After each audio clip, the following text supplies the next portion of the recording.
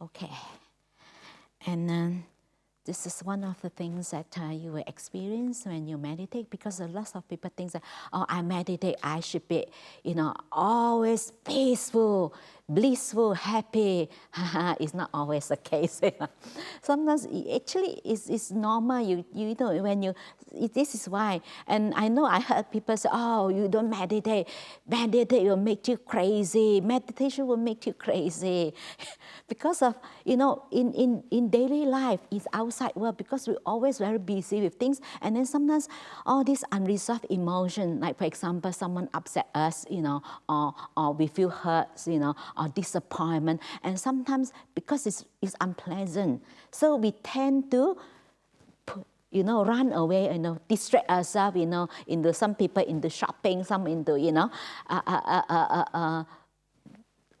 calling friends, and this look for distraction. Actually, a way to is an escape to run away from all this emotion, because it's unpleasant. Disappointment, you feel hurt, or the trauma, or frustration, and because it's unpleasant, so most people tend to run away.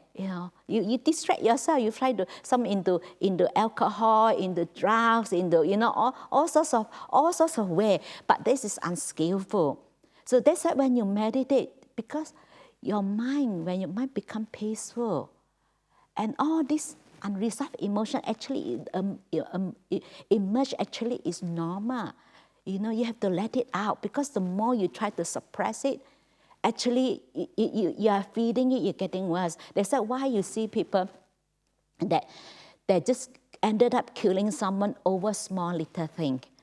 Actually, it's not because of that incident, this person blow up. Actually, it's been accumulation of unresolved emotion, because we never been resolved. We keep pushing it away or suppress it. They said meditation is not about try to fight it. Okay, I try to deny that I shouldn't feel this way, or run away, or you use something. Some people tend to keep telling themselves off. Oh, don't think of this. I can tell you, the more you tell yourself don't think, I can 100% guarantee you think more. You think more. Actually, you're feeding it, because it's suppressed. You don't try to suppress, you don't try to fight.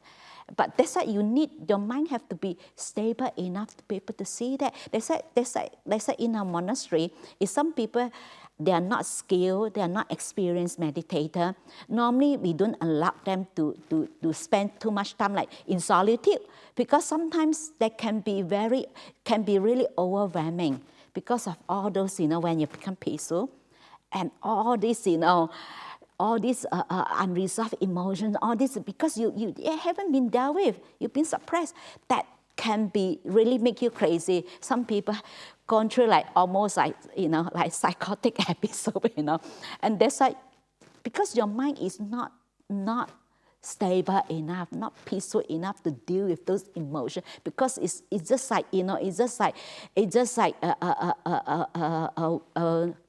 a wall, it's just like the retaining wall, and then you just open up a little bit. Oh, they really, the trend of thoughts, the emotion is just casting, and very difficult. If you are not skilled, you are not patient enough, you really drive you crazy. And then people think that, because meditation, they say you become crazy. It's nothing to do with the meditation, because meditation is you become peaceful, your mind calm. It's just like you look at the pond, when the water becomes still, you see all the rubbish underneath, isn't it? When it is not still, you can't see, isn't it? When everything's settled, my goodness, underneath is all the rubbish when the water is clear. The same thing when your mind is peaceful, when your mind is clear. That is when you have the clarity. Actually, you think that it's not that it's always there. Just because you don't have the clarity, you don't see it. And this meditation, actually, your mind becomes more settled. You have more clarity. You'll be able to see things in a more subtle way, because your mind becomes more refined. When your mind becomes more refined, you'll be able to see things on a more subtle level. And the more refined, it's more on a microscopic level, very clear. That's why it's a common thing, like people come to monastery, and people just ordains, or anagarikas, they will say that, oh, how come when I come to monastery, I find that it seems I have more defilements. I said, it's not that you have more defilements. It's just that you don't even know that it's there. Because in the monastery, you can't run away. You have no entertainment. You have nowhere to go. That you've been forced to look at it, to look at yourself. You've been forced to deal with your emotion. But outside, you can find ways. A lot of escape route, isn't it? Escape, to distract yourself, not to look at it, pretend that, it's not there, it's not there. But it's there. But if you don't deal with it, it keep it building up. And building up is like volcano, it just explode. And this is sometimes like when, isn't it when you're in a bad mood, no one can talk to you. Anyone open their mouth, you're sad. Isn't that get into trouble? Actually, this depends. It's already building up. It's already cooking. And then depends on who is the last one. Who is the last one who lit it, And then actually, it's nothing to do with the person. It's just you're not being dealt with. Oh, we have one supporter said, and she's not okay, and because she's been abused for a long time, then ended up she doesn't know how to deal with it. She's been suppressed, and she doesn't know how to look for help, and because of she suppressed that, and one day she killed her husband. And then she didn't even know what happened afterwards, because that moment you're really insane. You don't really know what. She didn't even know what. After when she realized that she already killed her husband, she didn't even know. She can't recall what happened. It's just when she realized it's already happened. This is very, very dangerous. That if we don't know how to skillfully, the resolve all this unresolved emotion is built up. And sometimes you think that it's resolved. Actually, you're feeding it. If you are not skillful, you think that you resolve it, actually you're feeding it. So normally, like for example, anger, sometimes when you meditate, certainly you feel a lot of agitation, irritation. That is the anger. So anger itself is a secondary emotion. It's not the primary emotion. The primary emotions like others like frustration, embarrassment you've gone through, hurt, trauma, but it's been built up. Anger is the secondary emotion. It's just like the indicator telling you that I'm not right. Like there's something wrong with your body, you feel the pain. Pain is telling you that there is something wrong. The anger, actually the agitation, irritation telling you that there is something wrong. That is, that is already you up to your limit. You can't hold anymore. The agitation comes, that means you are up to your limit. If you continue to hold, continue to suppress, you will blow. That is an indication. And then this anger itself is also a predominant emotion. You can see, you feel that is the one that you can't see other things, but actually you only feel the anger, but actually underneath it's just like the iceberg, the tip of the iceberg. You only see that, but at the bottom it's really that big. And actually it's the accumulation of all this unresolved emotion because you've been keep running away or suppressing it and try to fight. Then it's being accumulated, and without knowing that. And there's like meditation actually is not that you're always peaceful and calm. Of course, when if you be able to deal with it, to resolve it, skillfully, actually eventually you become peaceful. Of course you will go through that. It's quite normal. That's why when people said to me, oh, it seems I have more defilements, I said, you know what happened? I said, it's just like when the path full of leaves, you don't bother, isn't it? You can't, but imagine if the path is very, like this is so clean, you put a bit of, few leaves on top, stand up, isn't it? The same thing is stand up. Doesn't mean that you have more defilements. It's just that outside because there's too many things going on, and then you don't see that, and then your mind is not refined enough to see that. So that's why you think that it's not there. You think, oh, maybe I don't have any progress. It's getting worse, Actually, you know that whether you improve or not, because things don't bother you, as much compared to last time. That is because the Buddha said this is a gradual training. It's not certainly, it just disappear. It won't. It takes a bit of time, takes a bit of training. So I said, that's why sometimes when you see that, actually, you started to understand. If you're not involved, like yesterday I said, you just be the observer. Whatever, when you meditate, whatever emerge in this moment, not fight, not to suppress. It's just to embrace that suffering.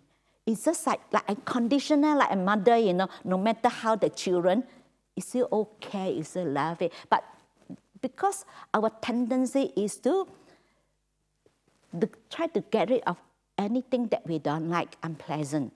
Anything that we like, we try to hold on. But whatever arises, actually, it won't stay. Whether it's happiness, whether the most, you look back in your life, you look back. All those wonderful experiences, you think, so wonderful. Where is it now? Gone. It won't stay there forever. It won't, it come and go, come and go.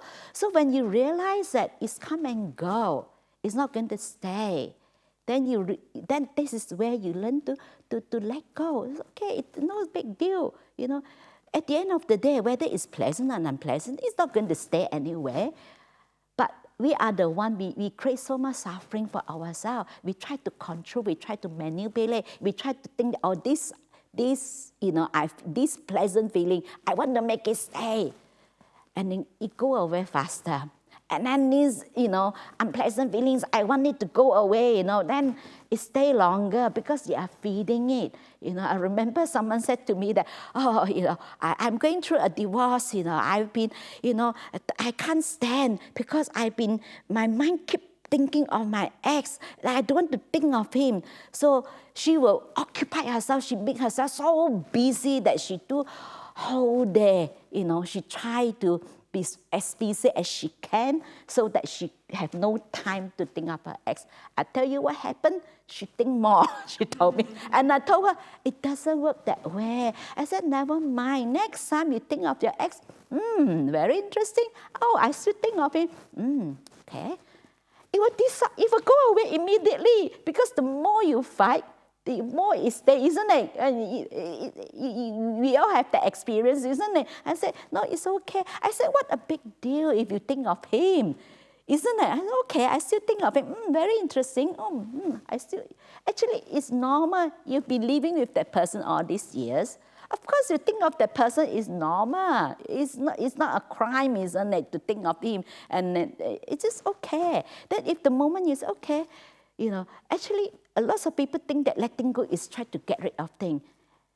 Acceptance is letting go. It's okay that I feel this way. If you're depressed, I feel depressed, this is how I feel.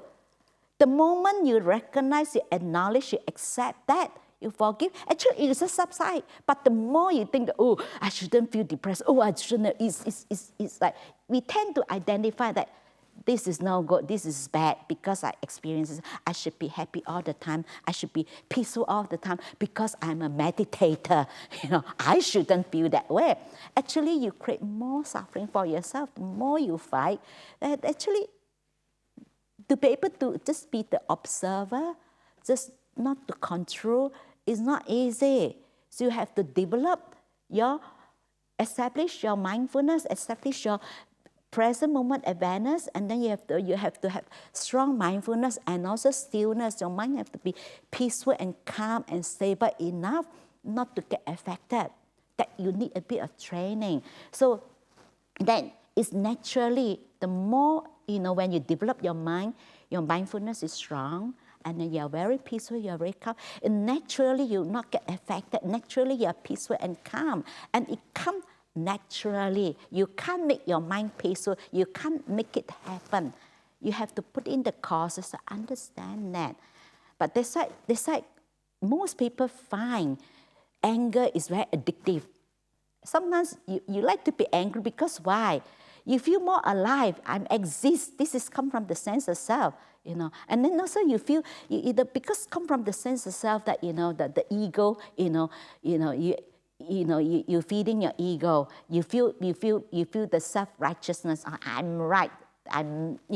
Somebody is wrong, that should be punished. I should, punish that person. Or it's okay that, I give it back to them or, retaliate. I think that we tend to justify. And or sometimes we tend to victimize. Oh, poor thing. Oh, yeah, this person. Oh, how come? Oh, they bully me. Oh, poor me. This is the sense of self, the ego, And then the Buddha talk about the three conceits. It's like I'm better, I'm good, I'm worse. So, terrible. Oh, no one like me. Like low self-esteem is also ego. But most people think that it's ego. You only think that, I think that I'm the best, I'm good, I'm better than anyone. But if you think that you're worse than anyone, it's also ego. The low self-esteem, this is, you identify who you are. I'm good, I'm bad. So this is how constantly, whatever experience that we're experiencing in this moment, we tend to identify that experience as, this is me. If you feel depressed, I am depressed. This is how I am. I am depressed. So I should depressed for the rest of my life. I'm grumpy now. This is how we are the one. We sentence ourselves, we life imprisonment. That's it. You should feel that way. And actually subtly, subconsciously, we keep reinforcing that. Keep telling ourselves, this is you. This is how you should feel. And actually we don't see that we are the one who creating the suffering to add on the suffering.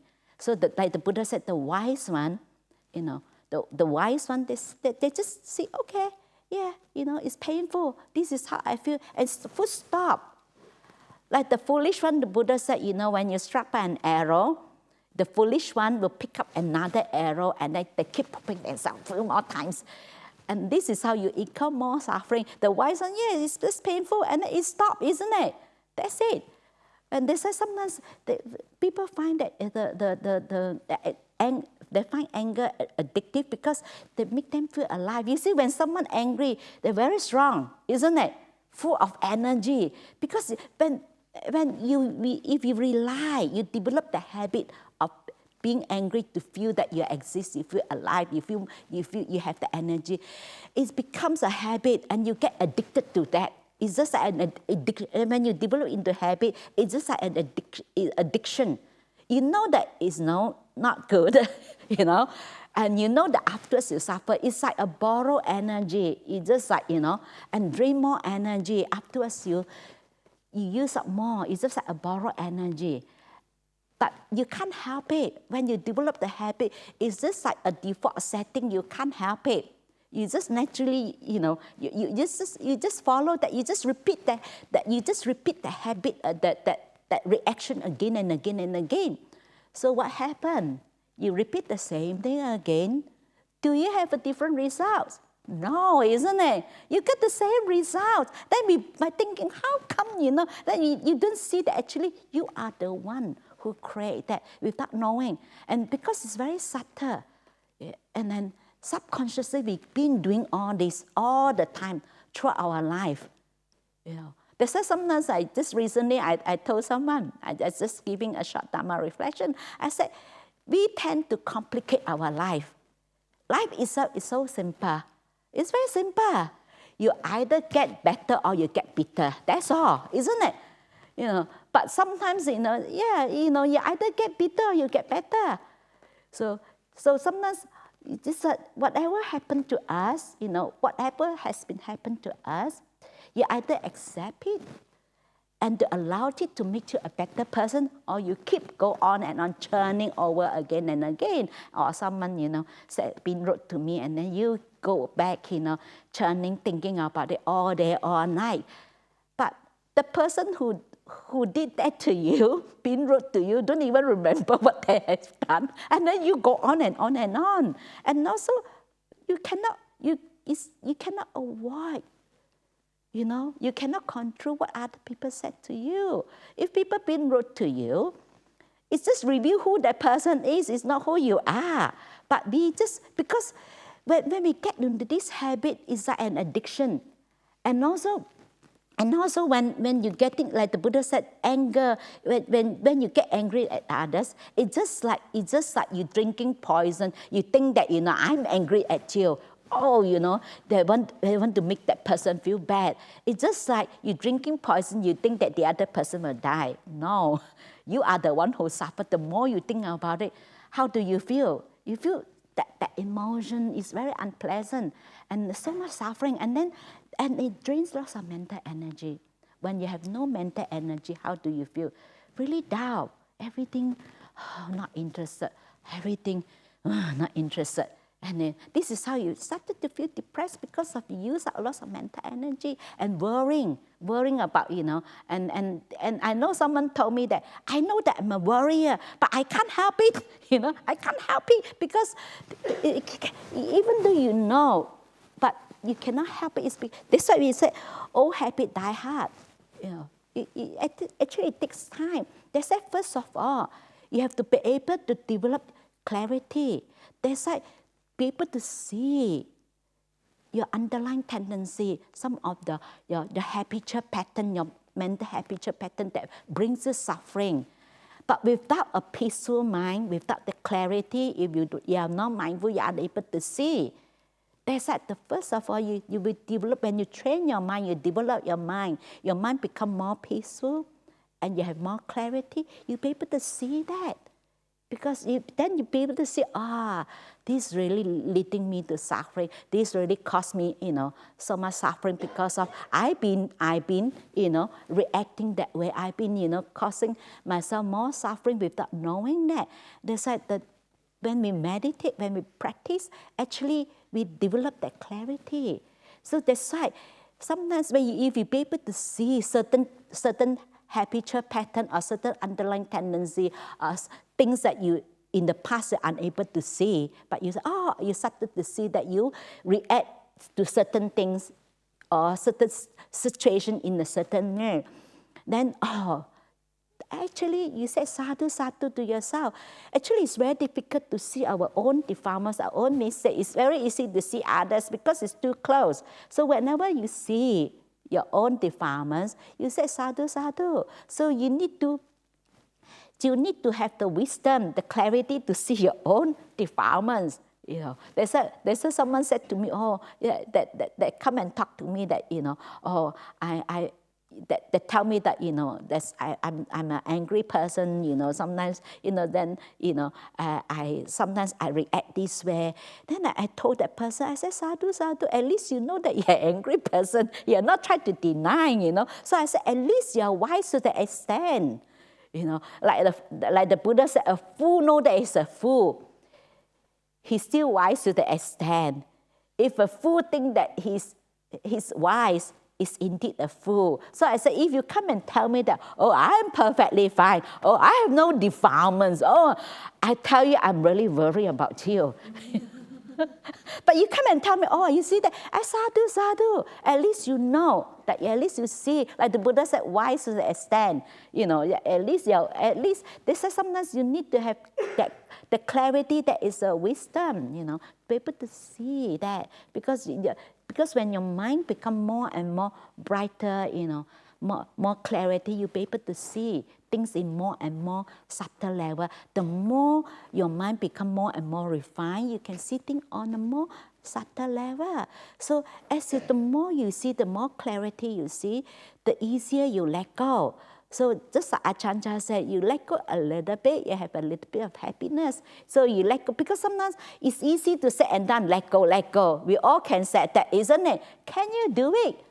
No, isn't it? I mean, saying is one thing. I know that I have to let go, but I can't let go. But sometimes the letting go also happen little by little. But you can see, if you trace back, you can see that when you let go a little bit more, you free yourself, because holding on to that actually is that it really bound you. You're not free. Like you've been, like you've been like the Buddha said, like the shackles, you tie on your neck, tie on your leg, you can't move, But then when you loosen a little bit, you feel, oh, I feel better. The same thing is gradually, So that's like, as you develop the clarity, your mindfulness, as you establish your mindfulness, you strengthen your mindfulness. And then this is how you're getting more clarity, and then you see more, and then you become more and more. It's happen naturally. You cannot make it, you cannot, try to make your mind peaceful and make it happen. So you have to understand the cause, to put in the cause. Why? So first of all, that's why it's important. You have to put into practice present moment awareness. You can practice throughout in your daily life, whatever you do. Just keep bringing your mind back to present moment awareness. Just be what you're doing. When you're doing this, you continue. But we tend to, sometimes we are here, but our mind is not here. And then, because sometimes people think that, a practice meditation, that's it, I have just sit on the cushion. You can't just sit on the cushion and force yourself to become peaceful and calm. No. You have to create the condition, you have to put in the causes, because when in your daily life, you practice present moment awareness, then it's helped you to establish, to develop a mindfulness, like throughout, you're more mindful. Then when you sit, it's easier, it become more peaceful. Imagine if the whole day you've been following your thoughts, you've been following, your mind is always out there, busy body, getting involved with other people, business, emotion.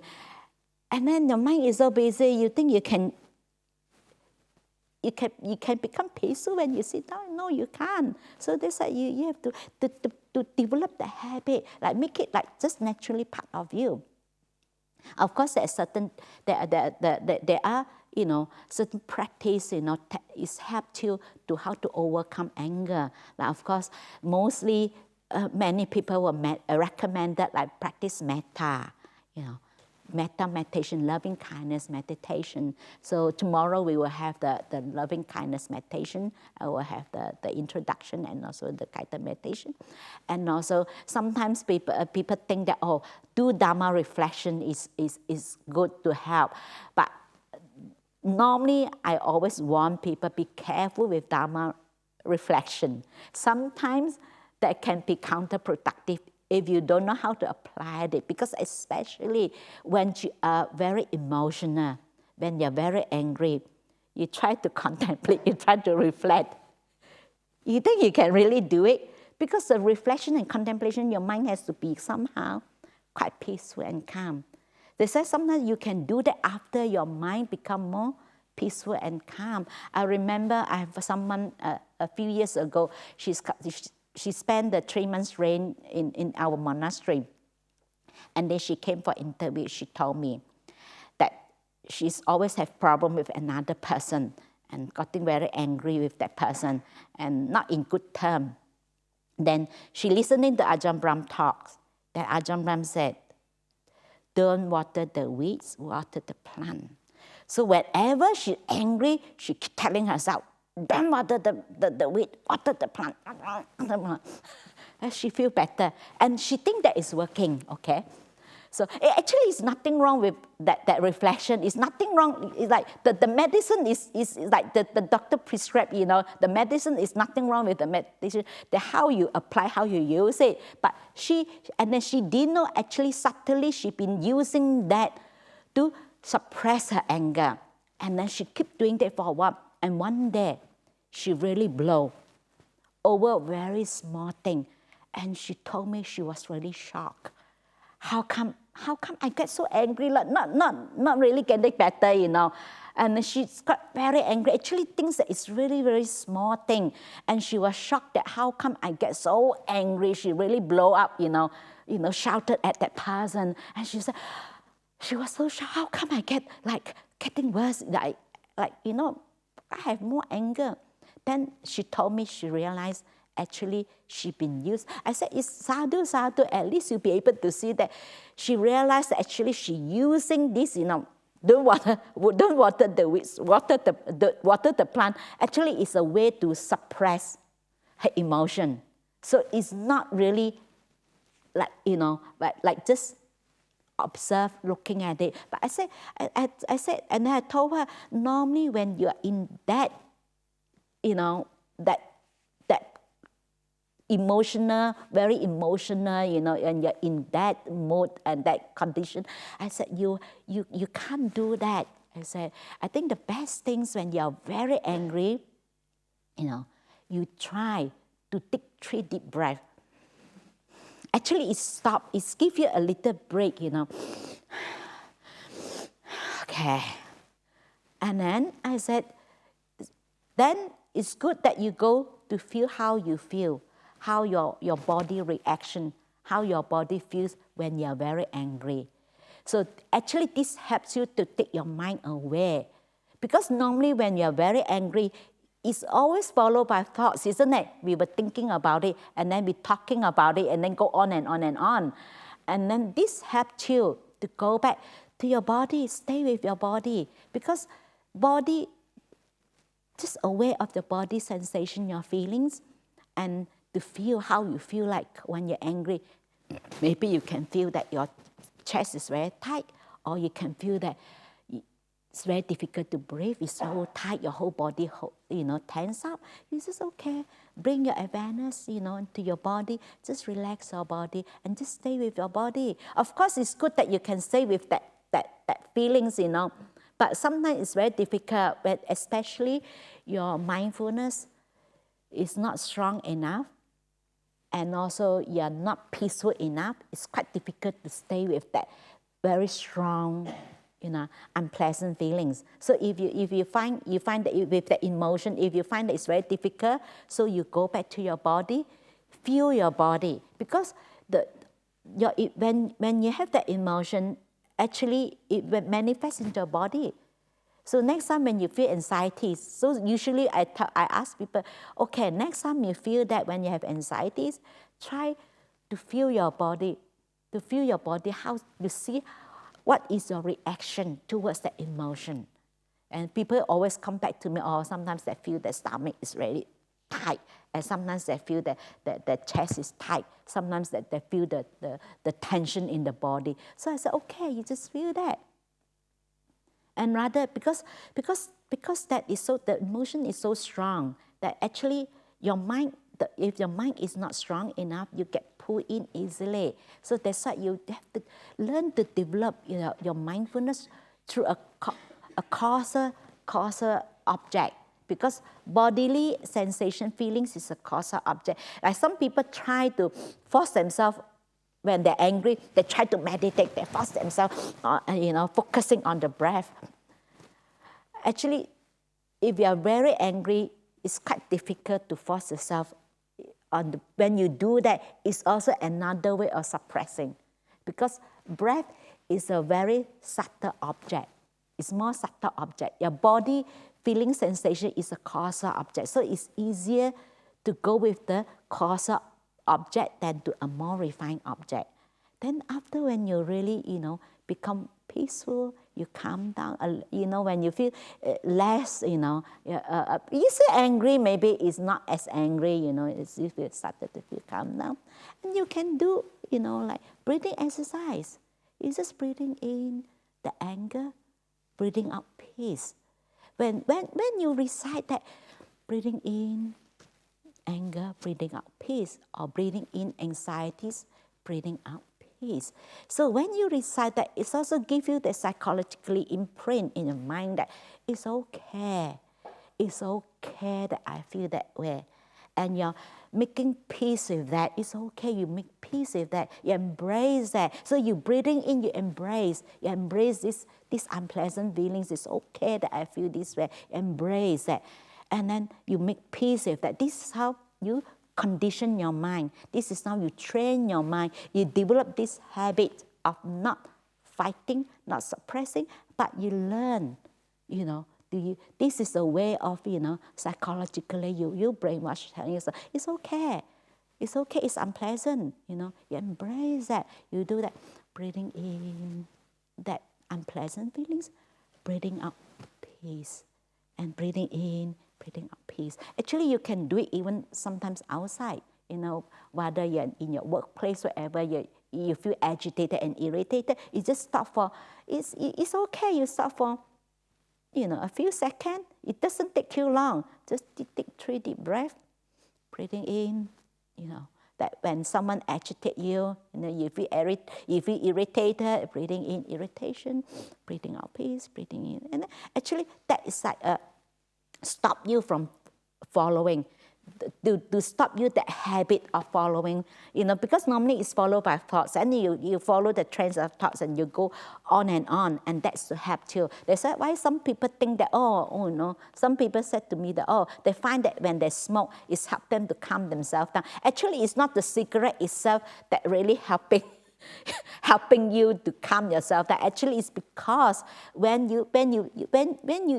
because your attention no longer following that, your attention onto picking up a cigarette and then you light it, your awareness, attention onto this object, you change your object, then you feel peaceful and calm. Then people think that the cigarette helped you to calm down. Actually, it's not, because actually it works the same thing. So, and if you do that, it costs you nothing. Your cigarette is very expensive, So that's like, it costs you nothing. So it's just, actually it works the same. Like your attention, you go back, to your body, so you don't follow. And then you don't have to pay anything, isn't it? Doesn't cost you anything. So it's very economical, and then you save lots of money on cigarette, and the cigarette is also not healthy. And I know some people say that I have to have cigarette, if not I cannot calm down. Then I keep telling the person, it's not the cigarette makes you. It's not the cigarette itself calming you down. It's just because your attention no longer with that. Your attention, you can pick up the cigarette and you light it, and your attention is here, sucking in, and out. The same thing. You're breathing in and out. It's just like you're smoking. Breathing in, unpleasant feelings. Breathing out peace, and then this is how. And the mind is a conditioned thing. This is how you condition your mind. And then you develop this, we call it like this habit that is a more skillful way, to resolve your emotion, rather than, because if you are not mindful, it's very easily, rather than, resolve your emotion, actually you reinforce, it's getting worse rather than it's getting better if you are not mindful. So that's why, first of all, you have to understand that meditation is not to try to make yourself peaceful and calm. The calmness, the peace come naturally.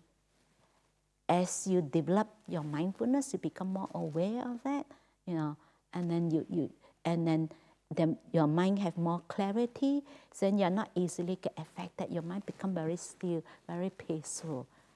And also another thing that anger also, that also leads to the fault-finding mind. So if you constantly, that also you develop that unwholesome qualities, because when you get angry, would you think that, this person's so sweet, this person's so nice? No, isn't it? You will think of how terrible the person is, isn't it? You will not think, so sweet, this person's so nice. You never think that if you're angry at the person, you will think that the person is the most horrible person in the world. You try to think of how terrible the person is. So then constantly you think, you have these negative thoughts. And then next time you develop the habit, you always find fault. You always look for, something wrong, something, that's nothing, then you don't see anything good in that person. They said, after when they said some of the contemplation reflection is good when your mind become more peaceful and calm. That is good that we practice forgiveness. Sometimes you don't have to wait for apologies in order to forgive. Sometimes I know people come to me, that person, they will apologize.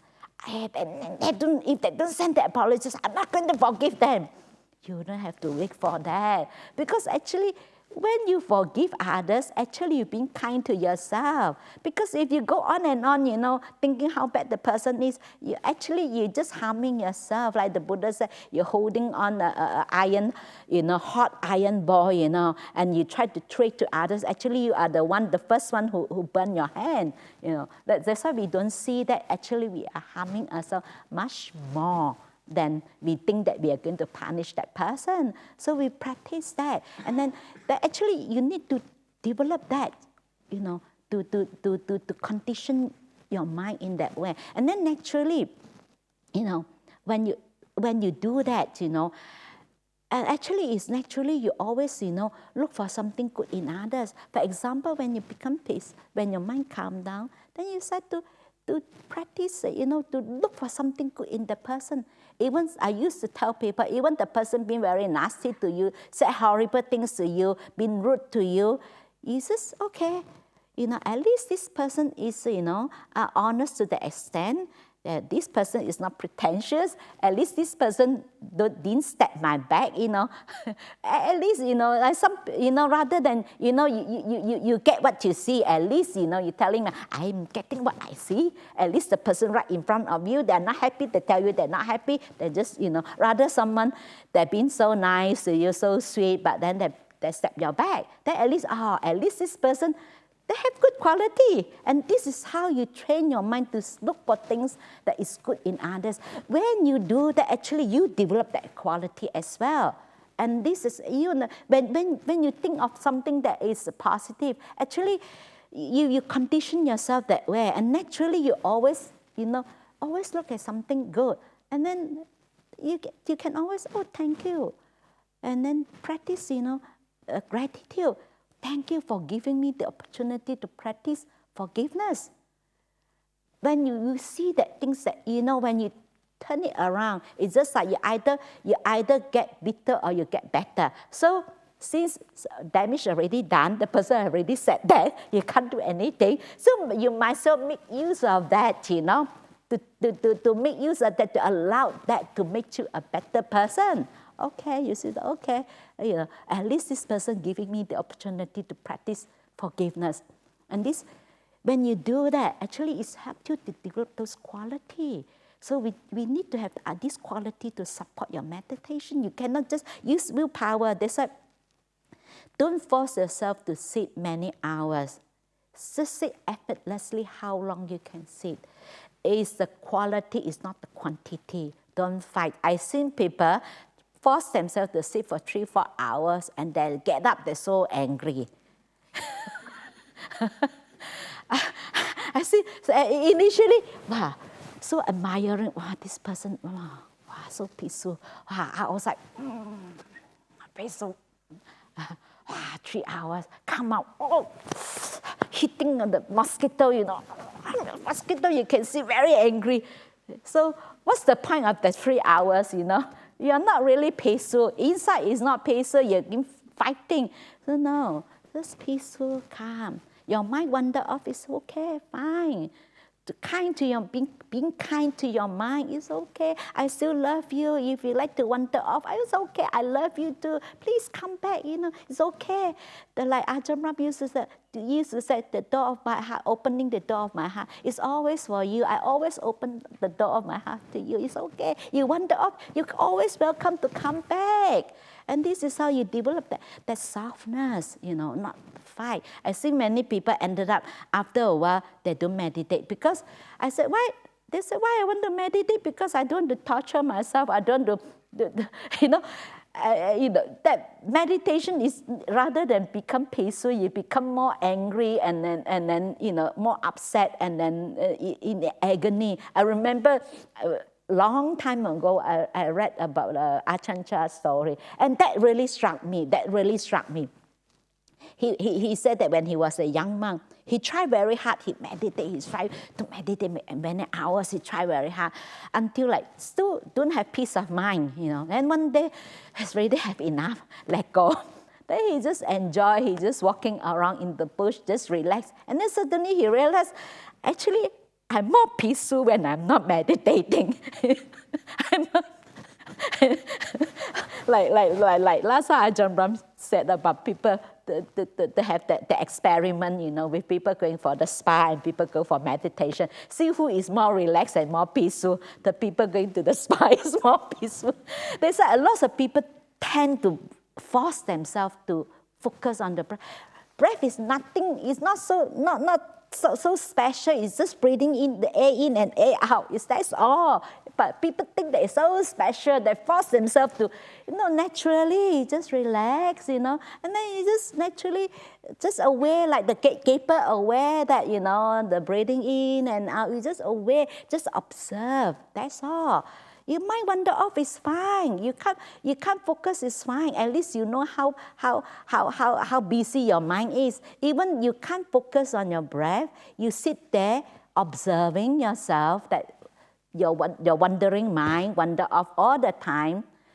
I can tell you, even an hour you sit there, after that you feel settle, your mind peaceful. But if you sit there an hour, try to fight, try to force yourself, focus on the object, like try to concentrate. Don't try to concentrate. We said that the mind become naturally still. You just observe. It's okay. You are not moving. You don't move. Just knowing you just stay. Mindfulness is like a gatekeeper. You stay, and you know that your mind is wander off. Okay, and then you know that your duty is to stay. It's not following the thoughts. You come back, this is your duty, this is your place, you stay. This is like, so remind yourself, it's like a gatekeeper, you stay. You don't follow every single visitors in and out. It's just like your any thoughts pops up, arises that moment, you don't follow, but you keep coming back. But you're aware of that, you're aware that these visitors, not very nice, that he's, coming to visit you. You don't have to entertain, you just stay. This is your job, your responsibility, your duty is just to stay as a gatekeeper, just to observe, not to get involved. So that's why this is about how meditation, and this is some of the way, when you get very angry, you can take 3 deep breaths, and you go to do content. You can do your body contemplation, feel how your body reacts to the emotion. It also helps you to calm down yourself, and then calm down your mind, and then you can do the breathing exercise. It also help, and then like contemplation, like Dharma contemplation, reflection, is also help, and also like loving kindness meditation is also helps you to, and then this is like a skillful way to deal with your emotion, to calm yourself down, calming your mind, calming down. It's a skillful way. It's not try to, I know people use all sorts of ways to deal with the anger. I remember there was a couple, the husband is a very angry person, always shouted at the wife, and the wife is just like, as if that she's not reacting to his, Then one day the husband asked the wife, why you're so, you don't get upset with me, even though I'm always angry at you, shouted at you, and it seems that you have no reaction, like like not like it's okay, like how do you do that, So she said, whenever you get angry at me, so this is how I deal with the anger. I will go and use a toothbrush. I wash the toilet. So this is not recommended. Okay, don't do that. And then I'm like, okay, use a toothbrush. Get out there. So there's not a skillful. Sometimes this is how people get into all sorts of unskillful way to deal with that emotion to do with the anger. But this is where we don't recommend you to all this, it's because it will bring you more suffering. Maybe, yes, that moment you feel better, but actually you're feeding it. So that's why this is ways of, this is some ways of, practice to help you to calm your mind down. When especially sometimes when you meditate, sometimes when some people tell me when they meditate, certainly they have lots of sadness come up, and it's okay, because when you're peaceful, those unresolved emotions will emerge. Actually, it's normal not to worry about that. Okay, when you have the sadness, you just okay. Breathing in sadness is okay. Don't try to fight that, oh, I'm meditating, I shouldn't feel sad. And okay, maybe I should, put more effort, try to focus more on my breath so that I don't feel it. I can tell you, if you do that, you make it worse. So it's okay. It's a meditation where you not try to fight or suppress. You feel sadness, okay. Sadness, and that moment, sadness arises, that moment, you just, okay, I love you. Breathing in that sadness. You embrace that sadness. It's just like the love the mother towards the children. You embrace your children. No matter who they are, you always love them. So it's okay. I still love you, sadness. Okay, you breathing in. Okay, make peace with that. It's okay. You embrace it. Breathing out peace. And actually this helps you, that you have that, that imprint in your mind, psychology. And then slowly, this is how you brainwash yourself, that condition yourself that to be able to accept whatever unpleasant feelings is okay. And you accept that. Actually is letting go. Acceptance is letting go. It's okay. Sometimes you feel grumpy. It's okay to be grumpy. No one always bright and beautiful all the time, isn't it? It's just normal, So it's fine. You love yourself, and this is you need. It's not only you need that being kind to yourself, have the loving kindness towards yourself. It's okay, because because sometimes we think that we kind to everybody but except ourselves.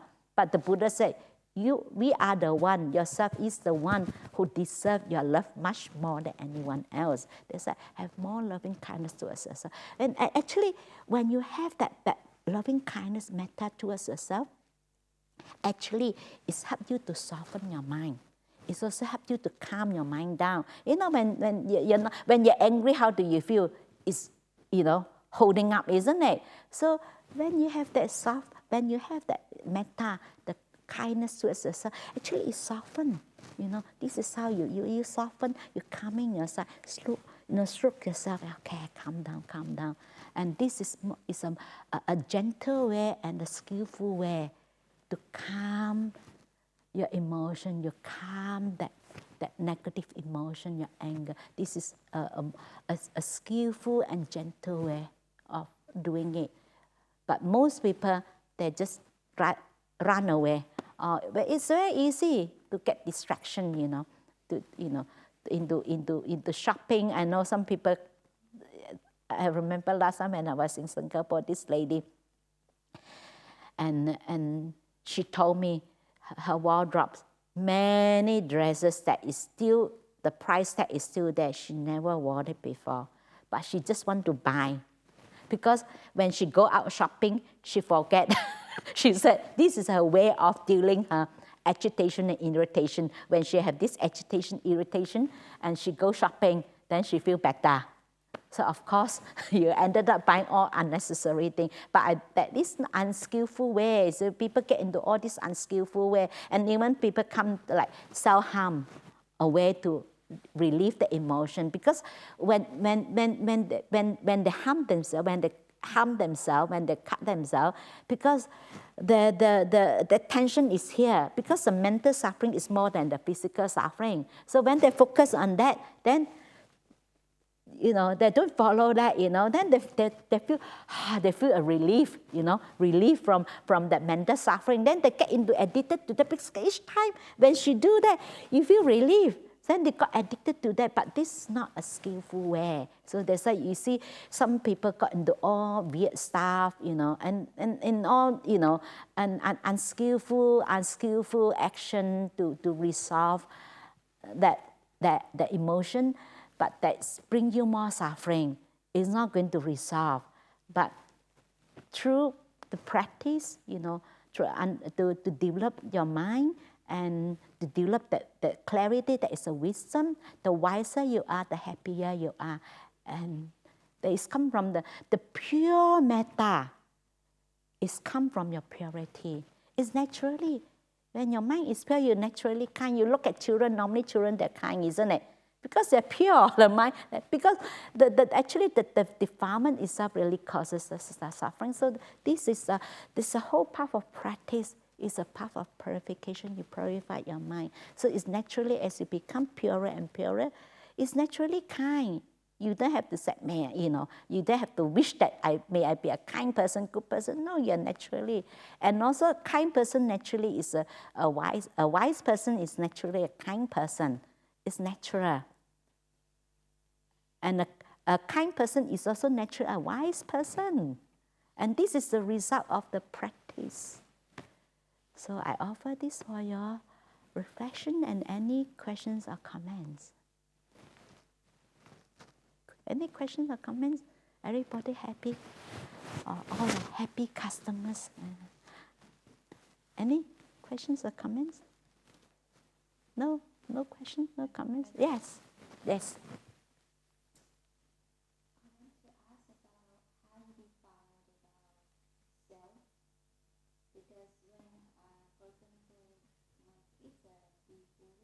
Mm-hmm. I teach him and I try to give him the way of thinking as try to think as you are the unique.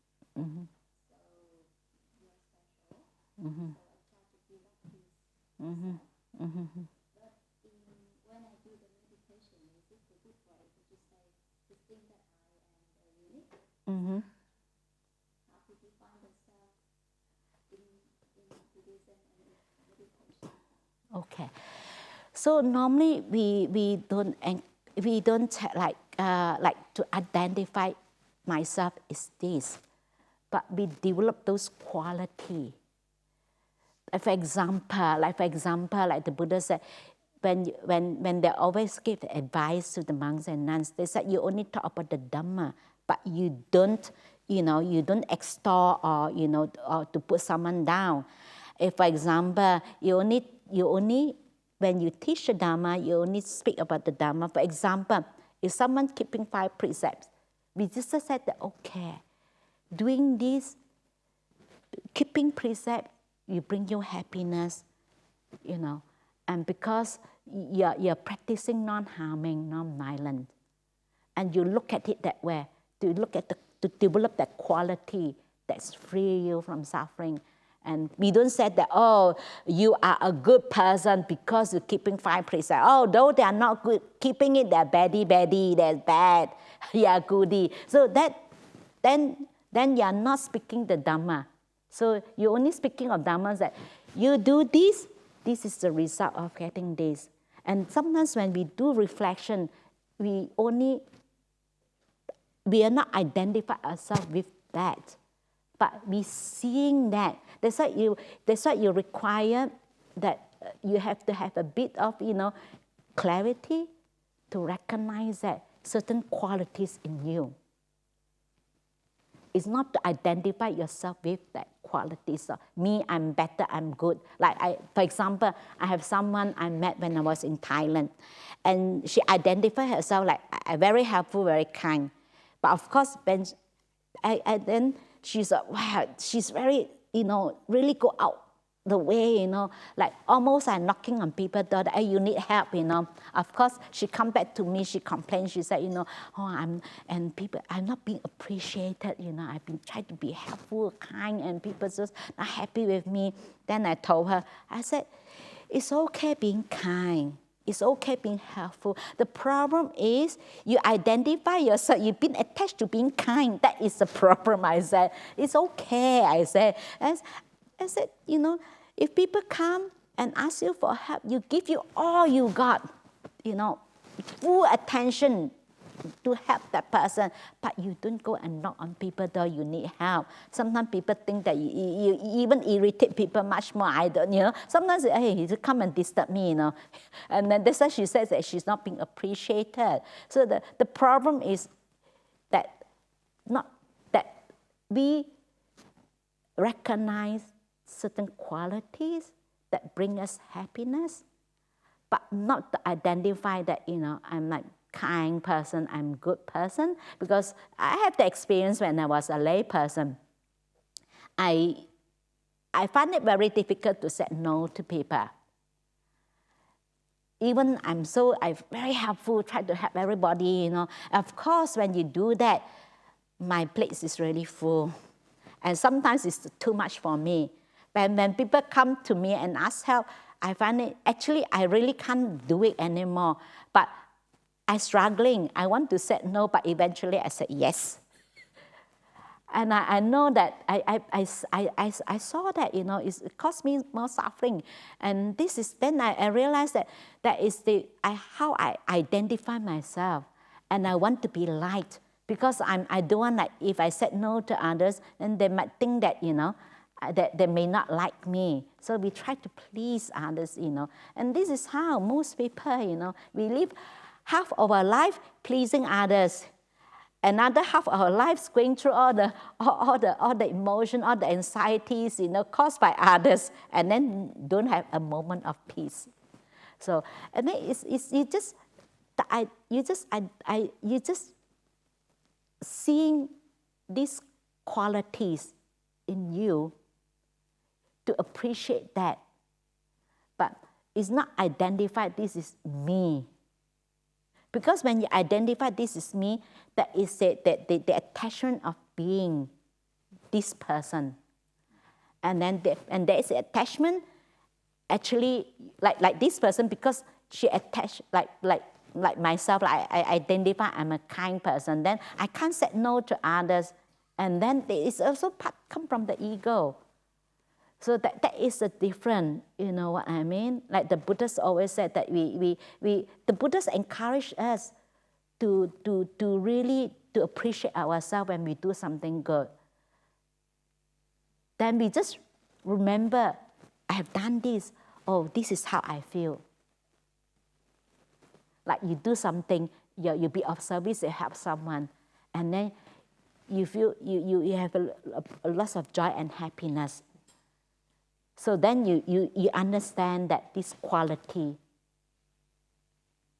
Is it that answer your questions, or this makes sense to you? Yes, I understand your teaching. Yeah. Because for me, I used to experience kind of depression. Uh-huh. And Yeah. I don't know who I am. Mm-hmm. I don't know what good thing I have. Mm-hmm. Mm-hmm. I always put other people as the first, Mm-hmm. my work, Mm-hmm. my students, everything like work. Mm-hmm.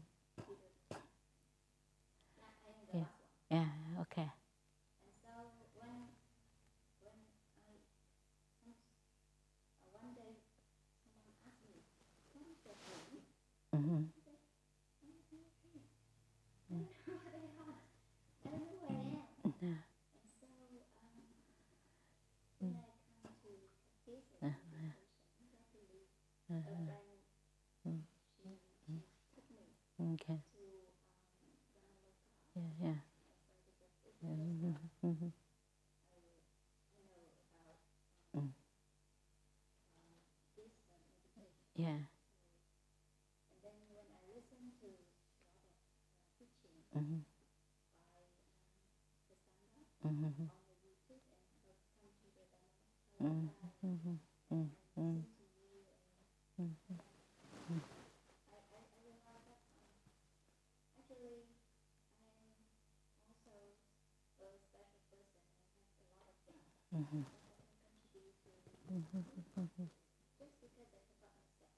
Mm-hmm. And so that's why when I took the course about, I'm not taking the course on community service, and I read about self-esteem, Mm-hmm. and I learned about self-care, Mm. and I looked up myself, but a few time before that, Mm-hmm. 4 years ago, Mm-hmm. I didn't do the self-care for myself. Mm-hmm. So it was the wrong way to think about me, myself, and to care about me before I care about others. And so I think it's really good for me Yeah. to come here. There's one of the Buddha's teaching. The Buddha's always said, care for yourself first before you care for others. You care for yourself, you care for others. Because sometimes that's why I try to look after myself as much as I could. Because, hey, if you're not well, people have to look after you. That's why sometimes we look after ourselves. Actually, you are being kind to yourself, and also you're being kind to others. And others don't have to look after you. So that's why the Buddha's always said, you help yourself. That's why in Dhammapada, Buddha said, many people try to help others, try to pull people out. Before they can pull other people out, they got pulled in. So that's why you have to develop yourself first, Then you have to, also it's good that one of the things that you know your limitation, and it's not that we are not kind, we are not helpful, but how much we can give. But sometimes people, like my friends, she's always others that I'm good, and then she really ended up very busy, and doing all sorts of things for others, and she had forgotten herself. Yeah. So then this is also like being kind, actually loving kindness have to start within yourself, that you open up. Actually, it's not that you try to send something out, but actually true loving kindness is about opening up yourself, allowing others to come in. That is a true loving kindness. It's not that I loving, I give you something. No, it's like more opening up yourself to allow people to come in. Yeah. So any more questions or comments? No more questions or comments? So yeah, 9:40 already. So no questions or comments, and we just sit for a while, just to meditate, and then afterwards, whoever you feel like you want to get up to walk, you can. And just don't force yourself to sit as long, sit for many hours. Just sit effortlessly, however long you can. So we just meditate for a while. So yeah, we do that.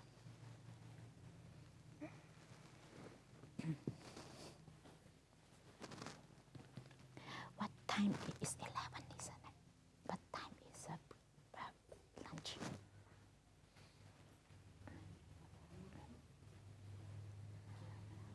Huh?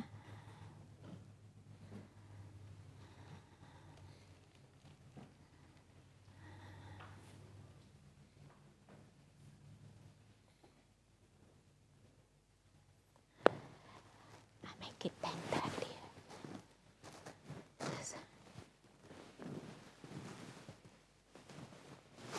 So those who want to go for do walking meditation, please do so. And those who like to meditate can continue meditation. Huh? 11. So yeah, I sit at 10:30.